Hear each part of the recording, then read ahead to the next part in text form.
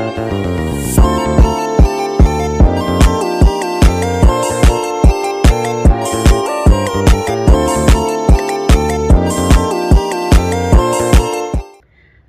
di sini kami akan membuat pohon filogeni berdasarkan tabel yang telah kami buat. Nah, pada tabel ini ada 7 spesies yang akan kami jadikan sebagai acuan untuk membuat pohon filogeni, yaitu ada lancelet, ada lamprey, ada tuna, ada salamander, ada kura-kura, macan tutul, dan lumba-lumba. Nah, dari tabel tersebut dapat kita ketahui bahwa lancelet ini merupakan kelompok luar atau outgroup, sedangkan spesies sisanya itu termasuk ke dalam grup atau in group. Nah,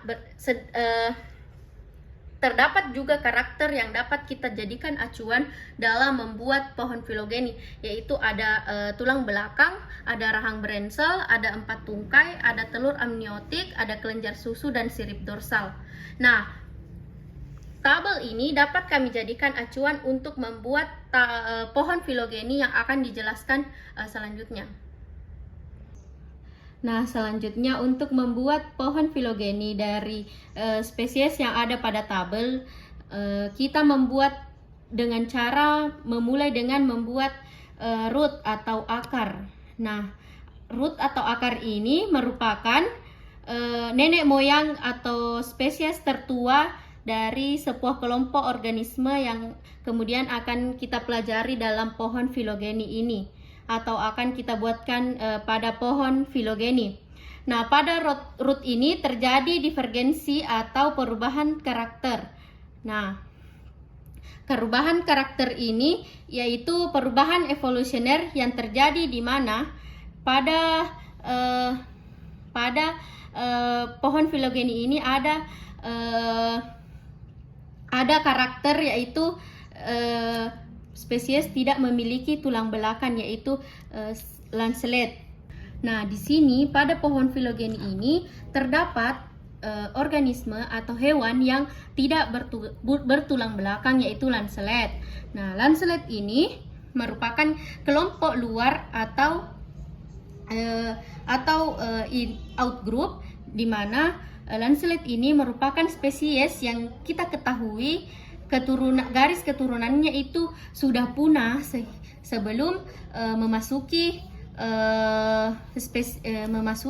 garis keturunan spesies yang akan kita pelajari atau spesies dalam grup. Nah, pada nodus ini terjadi perubahan evolusioner atau perubahan divergensi, di mana terdapat spesies yang memiliki tulang belakang, yaitu lamprey. Nah, perubahan evolusioner tersebut ditandai dengan kode nomor 1. Kemudian pada nodus ini juga terjadi perubahan evolusioner, di mana terdapat organisme atau hewan yang memiliki rahang berengsel, yaitu contohnya adalah tuna, sehingga pada perubahan tersebut ditandai dengan nomor 2. Kemudian pada nodus ini juga mengalami divergensi atau perubahan evolusioner, di mana terdapat organisme yang memiliki 4 tungkai, yang contohnya itu salamander. Nah, perubahan tersebut kita tandai dengan kode nomor 3. Kemudian pada nodus ini juga terjadi perubahan divergensi atau perubahan evolusioner, di mana terdapat karakter yaitu telur amniotik, di mana contohnya itu ada kura-kura. Nah, perubahan tersebut kita tandai dengan kode nomor 4. Nah, di sini juga pada nodus ini juga terjadi perubahan evolusioner atau divergensi, di mana terdapat karakter yaitu memiliki kelenjar susu, yaitu yang dimiliki oleh macan tutul, yang perubahannya tersebut ditandai dengan kode nomor 5. Kemudian di nodus ini juga terjadi perubahan evolusioner atau divergensi, di mana terdapat karakteristik yaitu memiliki sirip dorsal yang dimiliki oleh lumba-lumba. Nah, hal tersebut ditandai dengan nomor 6. Nah, pada lumba-lumba di sini yaitu karakteristiknya memiliki sirip dorsal sama dengan karakteristik yang dimiliki oleh ikan tuna, yaitu juga memiliki sirip dorsal. Jadi dapat kita ketahui bahwa lumba-lumba dan ikan tuna itu memiliki hubungan kekerabatan. Nah, selanjutnya kita membuat lagi pohon filogeni, yaitu yang awalnya dimulai dari root atau akar, yang dimana root atau akar ini mengalami divergensi atau perubahan evolusioner antara hewan tak bertulang belakang atau contohnya lancelet dengan hewan yang bertulang belakang, contohnya lamprey. Nah, perubahan evolusioner pada lamprey ini ditandai dengan kode nomor 1. Nah, kemudian pada nodus ini terjadi lagi perubahan evolusioner di mana yaitu perubahannya itu rahang berensel yang dimiliki oleh tuna maupun lumba-lumba. Nah, sehingga perubahan tersebut ditandai dengan kode nomor 2. Kemudian pada nodus ini juga terjadi perubahan evolusioner sehingga yaitu bertungkai 4 yang dimiliki oleh salamander, sehingga perubahan tersebut ditandai dengan kode nomor 3.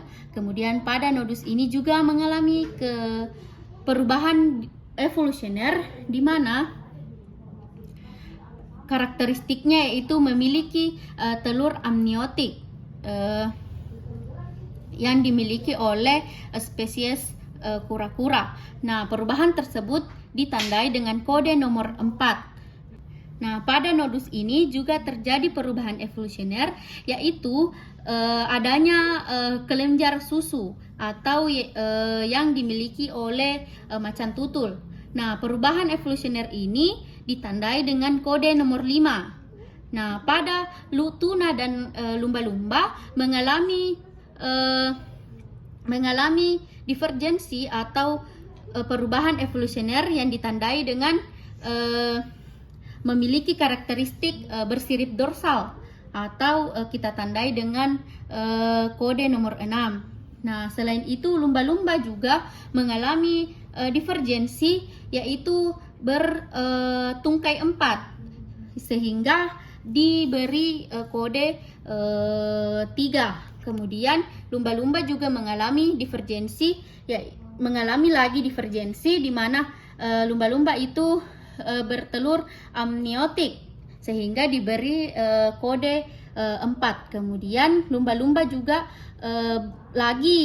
lumba-lumba lagi mengalami divergensi atau perubahan evolusioner di mana lumba-lumba itu memiliki kelenjar susu sehingga diberi kode nomor 5. Nah, inilah bentuk pohon filogeni yang telah kami buat.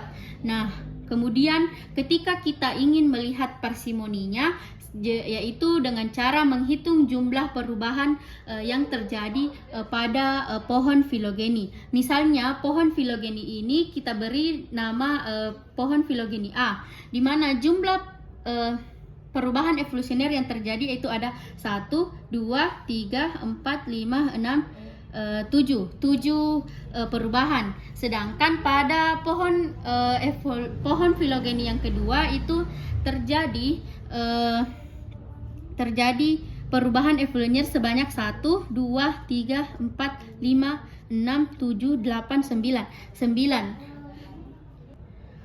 Nah, dari kedua pohon filogeni ini, ketika kita melihat kaidah filogeni, maka pohon filogeni yang paling sesuai adalah pohon filogeni yang paling sederhana atau pohon filogeni yang paling sedikit mengalami perubahan evolusioner. Nah, dari kedua pohon filogeni ini, pohon yang paling mengalami sedikit perubahan evolusioner adalah pohon A, sehingga yang paling sesuai untuk kita gunakan adalah pohon filogeni A.